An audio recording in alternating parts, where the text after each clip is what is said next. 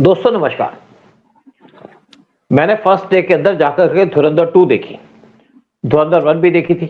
मेरा इंटरेस्ट ये था कि ये पिक्चर रॉ पे बेस्ड है, रॉ की जो इंसिडेंट्स है उस पे बेस्ड है, और इसीलिए मुझे बहुत ज्यादा इंटरेस्ट था पिक्चर के अंदर कि देखूं कि इन्होंने किस तरीके से रॉ को प्रोजेक्ट किया। और पहले पिक्चर के अंदर भी बहुत सी चीजें दिखाई थी इन्होंने। IC-814 का दिखाया था, फेक करेंसी का इशू दिखाया था, पार्लियामेंट अटैक की बात की थी और 26/11 की बात की थी।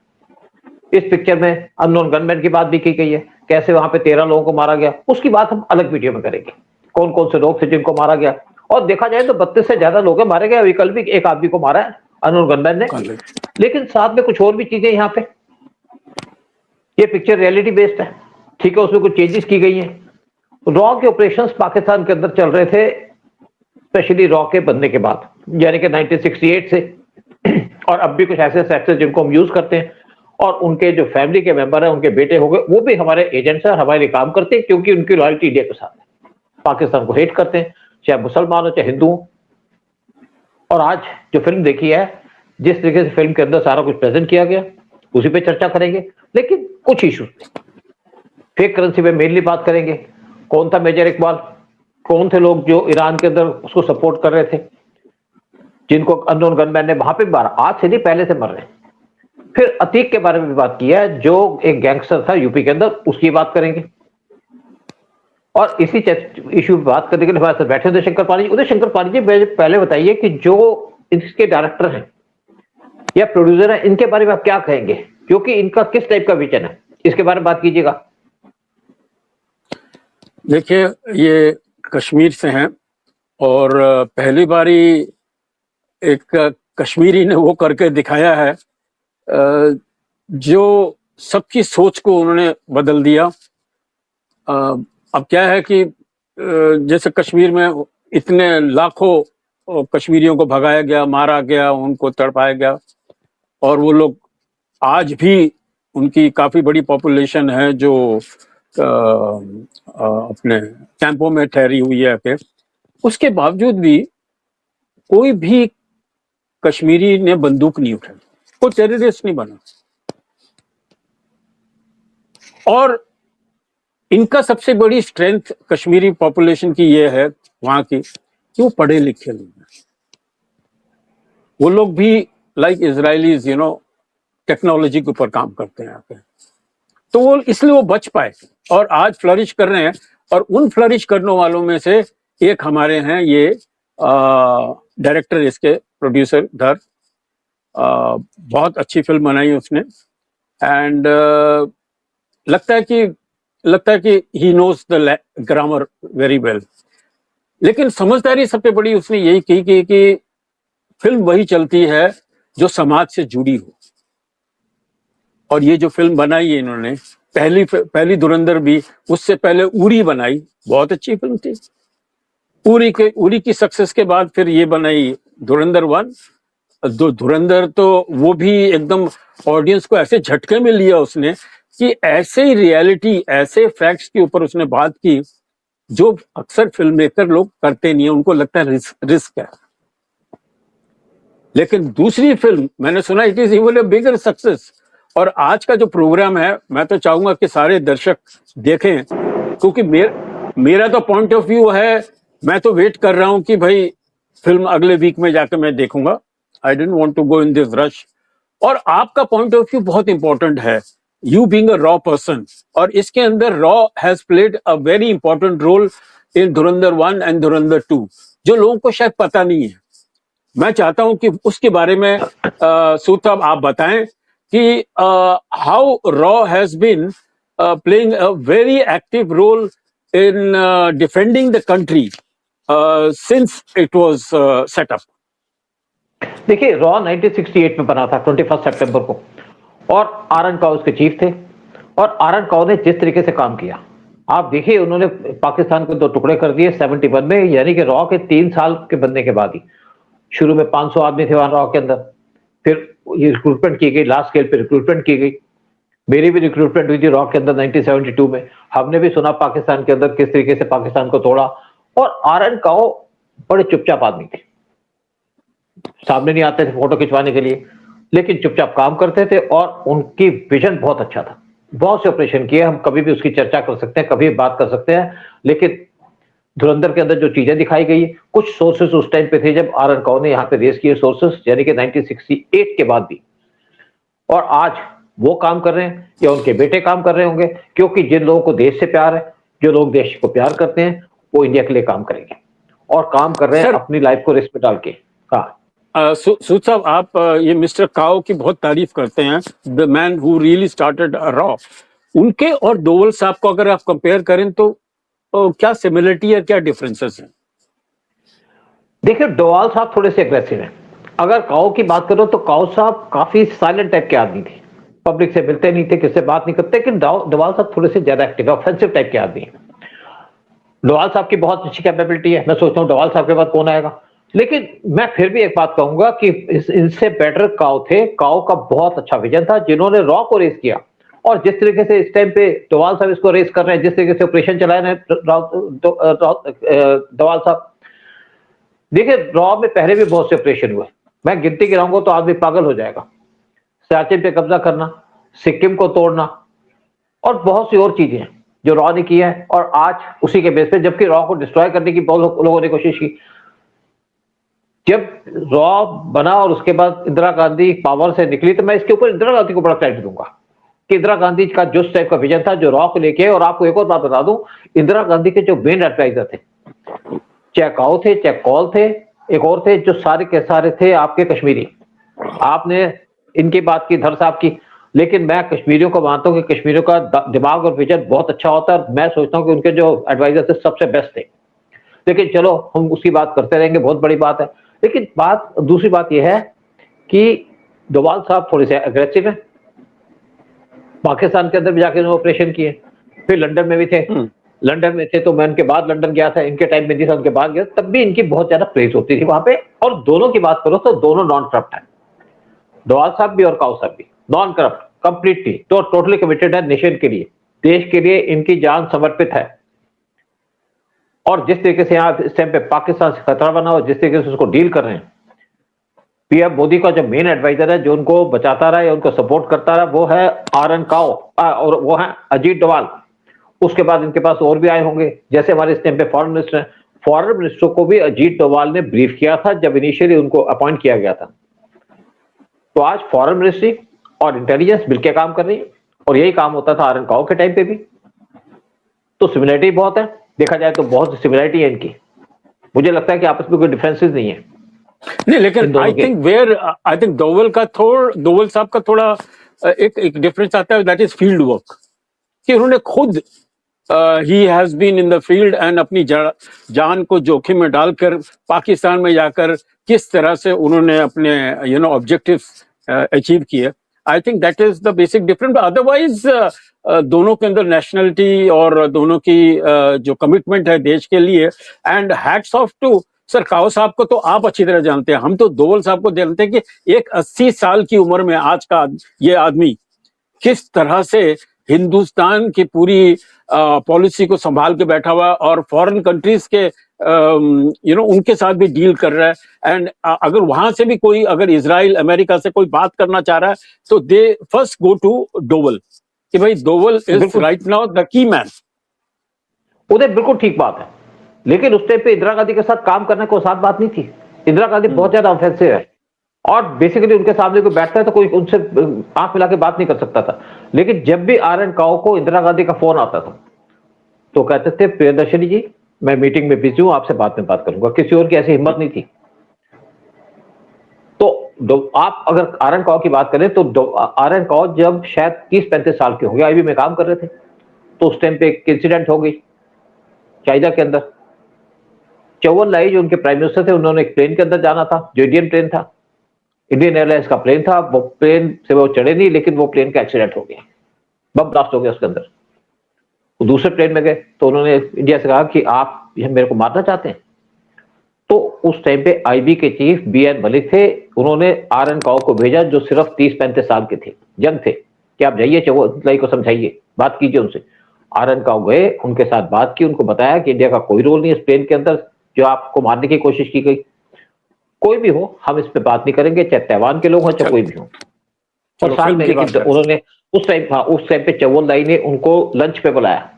बहुत बड़ी बात थी कि एक छोटे से आदमी को चौवनलाई लंच पे बुला रहा है, तो उनकी भी बहुत सी कैपेबिलिटी थी। और चलो अब बात करते हैं इस पिक्चर की। इस पिक्चर के अंदर बहुत कुछ दिखाया गया, आप मुझे पूछिए क्वेश्चन, मैं आपको बताऊंगा, लेकिन मैं एक बात ये कहूंगा यहाँ पे कि इस पिक्चर पे जो आदित्य हैं धर, मुझे लगता है कि इनको पूरी एक तरीके से ब्रीफिंग दी गई है हमारे इंटेलिजेंस के लोगों के द्वारा, और इन्होंने उसको बड़े अच्छे से निभाया चीजों को। बहुत सी डिटेल ऐसी हैं जो मुझे भी नहीं पता थी, लेकिन पिक्चर देखने के बाद मुझे पता चला कि हाँ हाँ ये तो रॉ का काम है, रॉ ने किया। सर मैं अपने सारे जितने भी जो फिल्म क्लासेस लेता हूँ और जो अपने डायरेक्टर्स को मैं सिखाता हूँ, तो सबसे ये बोलता हूँ कि सबसे बड़ी इंपॉर्टेंट बात है एक फिल्म मेकर के लिए है for him to stand by truth. सच्चाई के साथ रहो तुम जाके, have the courage, and that is the courage this Aditya Dhar has.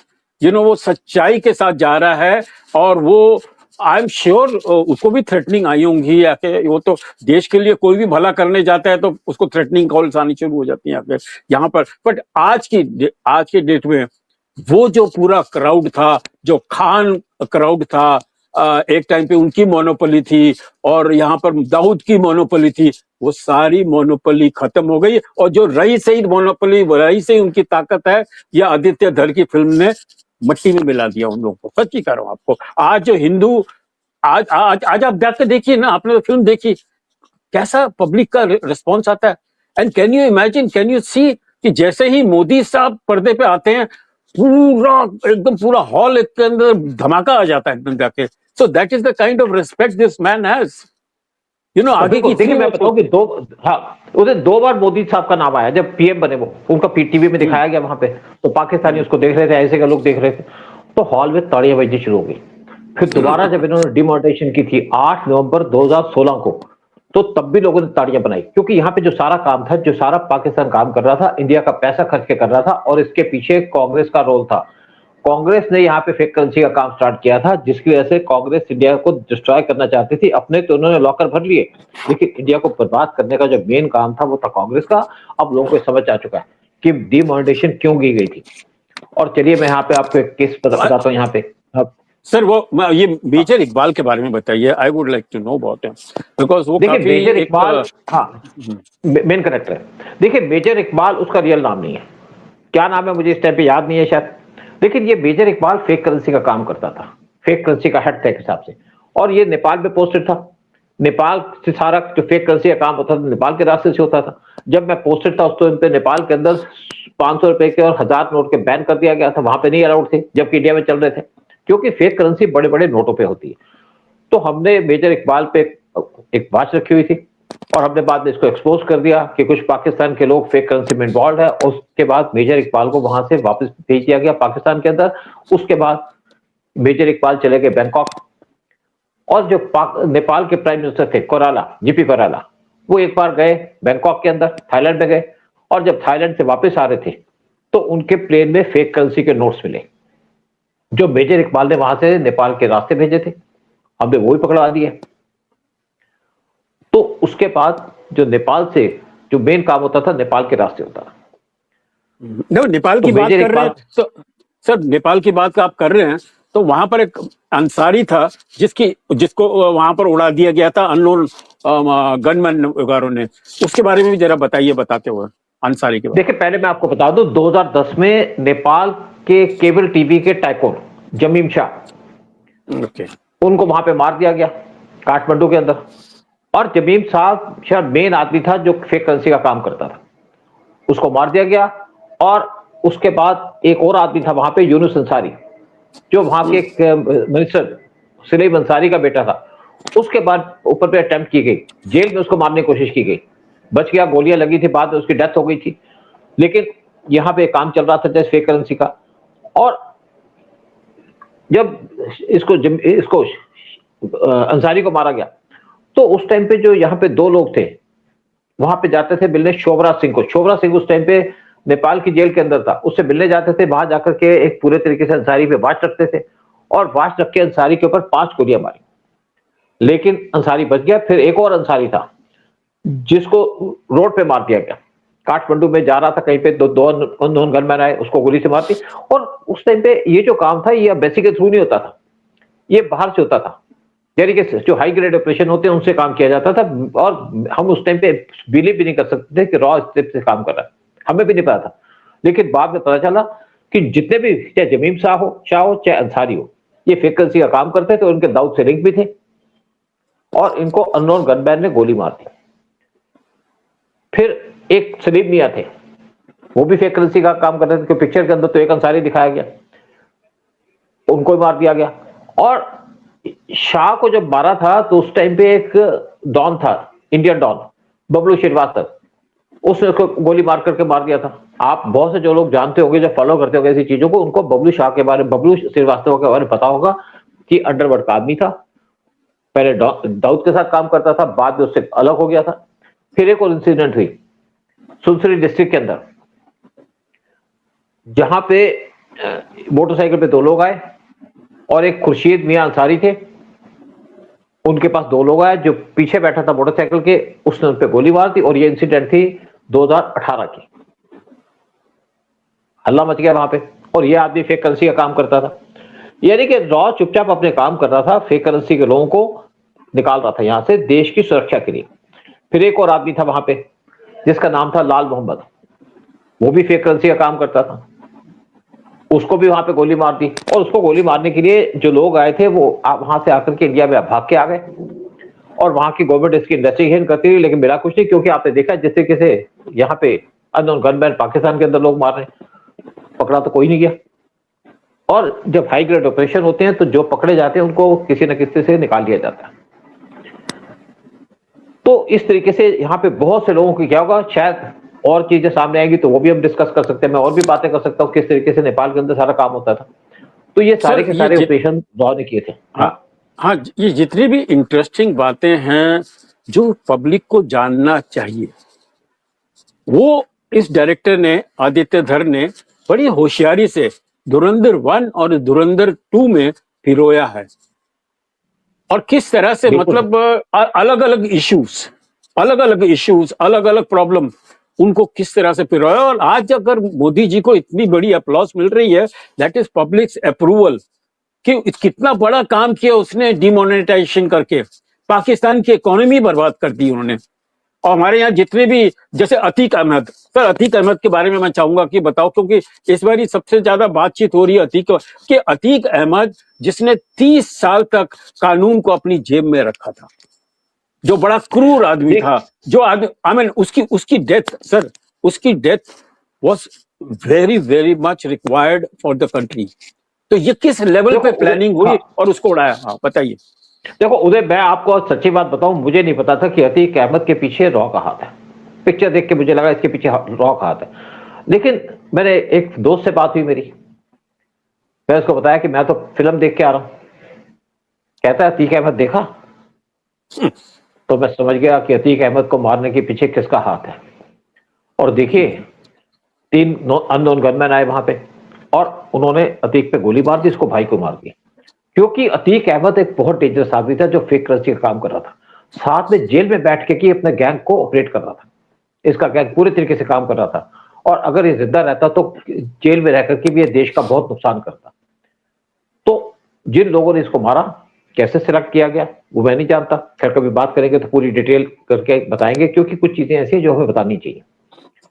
लेकिन आप देखिए जिन लोगों ने इसको मारा उनका कोई पुलिस रिकॉर्ड नहीं था, पकड़े भी गए, पुलिस ने पकड़ लिया, और उससे पहले उन्होंने अपनी गन फेंक दी थी।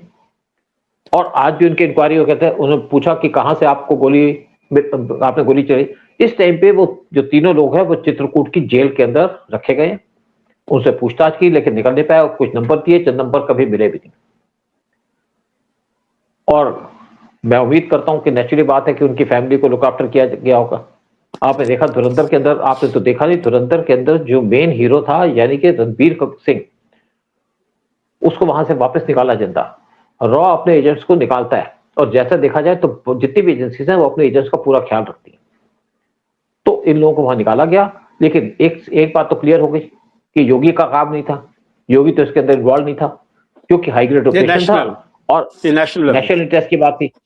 तो ये जो काम किया, और देखिए हाँ हाँ, ये मतलब प्लानिंग और execution is at a national level, absolutely. बिल्कुल बिल्कुल। देखिए इसके अंदर 3 लोगों को पकड़ा गया था। एक लवलेश तिवारी जिसकी उम्र 22 साल थी, वो बंदा से था। सनी पुराने 23 साल का, वो हमीरपुर से था। और अरुण कुमार मौर्य 18 साल का, जो कशगंज से था। इनको उसी स्पॉट पे अरेस्ट भी कर लिया गया था। लेकिन इसकी जो बाइक थी वो वहां से भाग गई, और भागने के बाद किसी को आज तक नहीं पता चला। और अब उम्मीद लगाई जा रही है कि उसकी वाइफ इस टाइम पे, यानी कि जो ये अतीक अहमद था, इसकी वाइफ इस टाइम पे पाकिस्तान के अंदर है। अगर नेपाल में होती तो इंडिया इस टाइम पे ढूंढ चुका होता। और ऐसा लगता है कि इसको पाकिस्तान के एम्बेसी के थ्रू भेज दिया पाकिस्तान के अंदर, और वहां पे छुपी हुई है, चुपचाप बैठी हुई है। लेकिन हमें उससे ज्यादा चिंता की बात नहीं है, क्योंकि हमारे पास बहुत से काम है जो पाकिस्तान के अंदर करने हैं। हाफिज सईद का भी काम करना है। ये अतीक का बेटा, उसका बेटा भी, जिसने बोले बेटा भी ऐसा उम्मीद लगता है। हाँ, एक तो हाँ बेटा भी हो सकता है कि उसके साथ ही होगा, उसकी हमें इस टाइम पे प्रॉपर इन्फॉर्मेशन नहीं है। और गुड्डू मुस्लिम तो शायद उसको पकड़ लिया था इन्होंने, है ना, गुड्डू जो उसके साथ था, मोहम्मद अमन और मोहम्मद शाबिर। लेकिन एक बात हम देखते हैं कि पाकिस्तान के अंदर अभी बहुत से काम बाकी है। पिक्चर के अंदर सिर्फ 13 लोगों का नाम दिया गया था जिनको इन्होंने अननोन गनमैन ने वहां पे उड़ाया, जिसमें से एक सिख भी था। खैर सारी चीजें मेरे डिटेल में हैं, मेरे पास हैं। और रिसेंटली भी 1-2 दिन पहले भी एक इंसिडेंट हुई है, पाकिस्तान के अंदर एक और आतंकी को हटा दिया गया, मार दिया गया। और आपको एक और बात बता दूं कि जेयूडी का चीफ वो तो बच गया था ऑपरेशन सिंदूर में, क्योंकि 1 मिनट पहले वहां से निकल गया था। लेकिन हाफिज सईद के 2 बेटे थे। एक बेटे को कमालुद्दीन को कुछ साल पहले वहां से उठा लिया था, गया था, और उठा करके उसको बहुत टॉर्चर किया। जो भी नॉन गनमैन थे उन्होंने उसको टॉर्चर किया। टॉर्चर करने के बाद उसकी लाश मिली थी 3 दिन के बाद। फिर उसका जो दूसरा बेटा था हमजा, नहीं उसका दूसरा बेटा था, नाम मुझे याद नहीं है, उसका बेटे मारा गया था ऑपरेशन सिंदूर में। दाऊद के पिक्चर में दिखाया गया कि दाऊद बीमार है, और यह भी कहा जाता है कि रॉ के लोग एजेंट्स ने उसको कुछ ऐसी मेडिसिन दे दी जिसकी वजह से वो उठ नहीं पा रहा, हिल नहीं पा रहा, लेकिन चुपचाप कुछ काम तो कर रहा है। तो आज दाऊद एक हिसाब से इन उसको दोबारा यूज नहीं किया जा सकता, उसकी हालत काफी खराब। पिक्चर के अंदर दाऊद को भी दिखाया गया, लेकिन पता नहीं जिंदा है कि नहीं, ये भी नहीं पता किसी को जिंदा है या मर गया, किसी को नहीं पता। हाँ, पिक्चर में दिखाया कि जिंदा है, लेकिन उसकी हालत खराब है, बेड पे पड़ा हुआ है। और रणबीर कपूर उससे मिला भी था हमजा के नाम पे, लेकिन उस पर शायद उसने कोई कोशिश नहीं किया, कोशिश करना नहीं चाहता। लेकिन आपको बता दूं, जिस तरीके से यहाँ पे दिखाया गया, जिस तरीके से पाकिस्तान कोशिश कर रहा था कि मोदी ना आए, मोदी फिर भी आ गए 2014 में, और इससे पाकिस्तान की ऐसे बड़ी परेशानी थी। पिक्चर प्रॉपर तरीके से दिखाया गया। और जब मोदी का वीडियो दिखाया गया, यानी कि जो इंडिया टीवी पे होगा उसको दिखाया गया, तो लोगों ने ताड़ियां बजा दी। और फिर जब दोबारा डिमोनेटाइजेशन की मोदी ने, क्योंकि मोदी ने किसी को नहीं बताया कि डिमोनेटाइजेशन क्यों की। हमको पता है क्योंकि, बहुत से लोगों को पता होगा, जो कम नॉलेज, कुछ कम लोग होंगे उनको पता है कि क्योंकि पाकिस्तान की फेक करेंसी इंडिया को अंदर से खोखला कर दिया था। और यह भी कहा जाता है जो कांग्रेस गवर्नमेंट का एक मिनिस्टर था, वो हेलीकॉप्टर में पाकिस्तान चला गया था फेक करेंसी के काम के चक्कर में। मनमोहन सिंह के टाइम में पूरे तरीके से सपोर्ट थी पाकिस्तान को फेक करेंसी की, और फेक करेंसी का काम स्टार्ट किया था 2005 से। मनमोहन सिंह आए थे 2004 में, और फेक करेंसी का काम स्टार्ट हुआ था 2005 में। और इसके जो नोट की प्रिंटिंग का काम था, उसका जो सीक्रेट कोड होता है, वो किया गया था एक इटालियन कंपनी को जो ब्रिटेन के अंदर बेस्ड थी। वहां पे उस पे कोड लगता था, और कोड लगने के बाद नोट्स इंडिया के अंदर आते थे, लेकिन कुछ पोर्शन चला जाता था पाकिस्तान के अंदर, और वहां से जाता था नेपाल में। जब नेपाल पे इनका काम खत्म हो गया, जब वहां पे सख्ती हो गई, तो इन्होंने बांग्लादेश के थ्रू फेक करेंसी के नोटों को भेजना शुरू कर दिया। और पहले हम बात तो यहां पे कर रहे हैं, और ये भी कहा गया पिक्चर के अंदर कि 60,000 करोड़ इन्होंने देने थे यूपी के चीफ मिनिस्टर को, कि यूपी के अंदर, ताकि वहां पे योगी ना आए।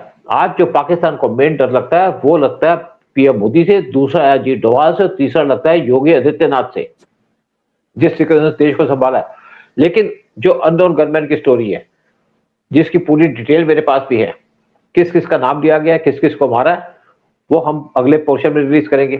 इसका जो नेक्स्ट पार्ट है उसके अंदर बात करेंगे, जब आप पिक्चर देख चुके होंगे, कौन कौन से गनमैन है, किस किस तरीके से किनको मारा गया, उसकी पूरी डिटेल से बात करेंगे। लेकिन हम जब पिक्चर देख रहे थे, तो मेरी बेटी ने कहा कि ये पिक्चर देखनी है। मुझे नहीं पता कितने की टिकट है, क्योंकि उसने हमसे पूछा भी नहीं। मैंने गर्दन हिला दी, क्योंकि मैं तो इंटरेस्टेड था पिक्चर देखने में, और पिक्चर देखने चले गए। साथ में साथ में आप देखिए काफी इंटरेस्टिंग महंगी है। बात कि हाँ होगी महंगी, मुझे नहीं पता, ना उसने पूछा ना हमने पूछा ना उसने बताया, लेकिन अगर हम पूछे तो कहेंगे आपको क्या लेना, उसका तो सीधा जवाब होता है। लेकिन इस पिक्चर के अंदर मेरा जो बेटी का जो बेटा है, यानी कि मेरा ग्रैंडसन है, वो 2 साल का है, वो भी देखने चला गया। वायलेंस बहुत है पिक्चर के अंदर, लेकिन वो भी पिक्चर को एंजॉय कर रहा था। 2 साल का बच्चा एंजॉय कर रहा था, लोग घूम घूम के देख रहे 2 साल का बच्चा कैसे पिक्चर के अंदर बैठा है। शायद खून होगा हमारा, रॉक का खून भी हो सकता है उसके अंदर। लेकिन हर एक से अपील करेंगे पिक्चर देखिए और पिक्चर को एंजॉय कीजिए। पिक्चर के अंदर जिस तरीके से इंसिडेंट दिखाई गई है, सारी की सारी इंसिडेंट रियल इंसिडेंट्स हैं। क्योंकि मैं जब जॉब कर रहा था तो बहुत सी चीजें पता चली थी इंटेलिजेंस के बारे में, रॉ के बारे में, लेकिन उसके बाद मैंने और बहुत सी चीजें देखी है और पिक्चर देखने के बाद तो मेरी आंखें खुल गई हैं, क्योंकि बहुत सी चीजें हम देख भी नहीं पाए थे। और मुझे लगता है कि मेरे पास और भी इंफॉर्मेशन आएगी इसके बारे में जो नेशनल इंटरेस्ट में होगी, तो मैं उसको जरूर शेयर करूंगा लोगों के साथ। कैसे सर अगली बारी, मैंने लोगों को मारा। अगली बारी जब मीटिंग करेंगे तो मैंने भी पिक्चर देख ली होगी, तो आई कैन टॉक, मैंने अलग तरीके से मैं बात कर सकता हूँ। बट हमारे यहाँ तो ये है सर कि हम लोग फिल्म वाले, as a film director, I always say don't see a film, we read a film. हमें ऐसा, हम जब फिल्म देखने जाते हैं तो जैसे एक नॉवल को पढ़ा जाता है, वैसे हम लोग ये फिल्म देखते हैं। But I am very happy, the film is doing very well.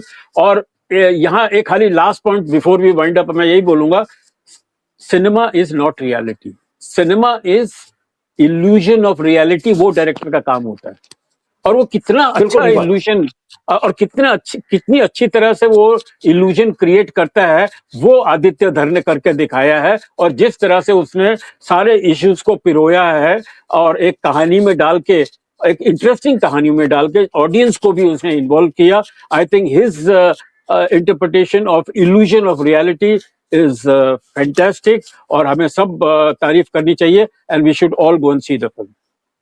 उधर मैं एक और बात आपको कहूंगा, मैं भी एक किसी का ट्वीट पढ़ रहा था, उससे इस पिक्चर से शाहरुख खान को बहुत प्रॉब्लम हुई है। शाहरुख खान इसके खिलाफ प्रोपेगेंडा कर रहा था कि पिक्चर रिलीज ना हो, पिक्चर को नेगेटिव उसमें दिखाया जाए, और बहुत से लोगों ने कहा कि पिक्चर प्रोपेगेंडा है। उसने ये भी कहा कि भाई ये इंसिडेंट अब तो हुई थी, ये फलाना हुई थी। हाँ, लेकिन मैं आपको एक बात बता दूं कि पिक्चर टाइमिंग कुछ भी हो, पिक्चर को जिस तरीके से उसने प्रेजेंट किया है, यानी कि आप कहते हैं जैसे उसको पिरोया इसने। इंसिडेंट 222 की भी है, इंसिडेंट 2023 की भी है, और इंसिडेंट 2016 की भी है, लेकिन जिस तरीके से आदित्य नाथ ने उस पिक्चर को फ्रेम किया, प्रेजेंट किया, एक्सीलेंट।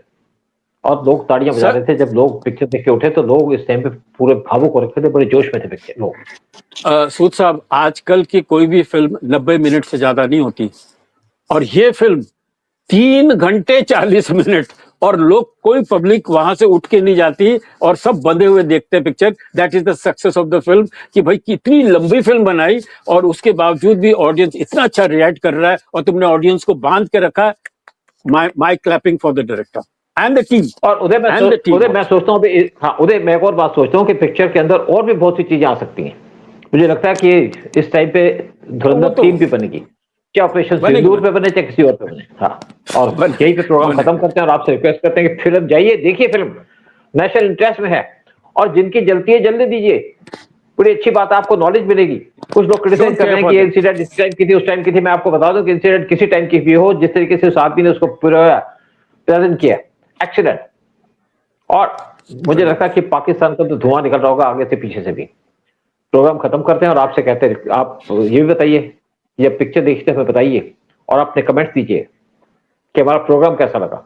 जय हिंद, जय भारत। जय हिंद, जय भारत, वंदे मातरम, एंड आदित्य धर, सैल्यूट टू यू। या बिल्कुल।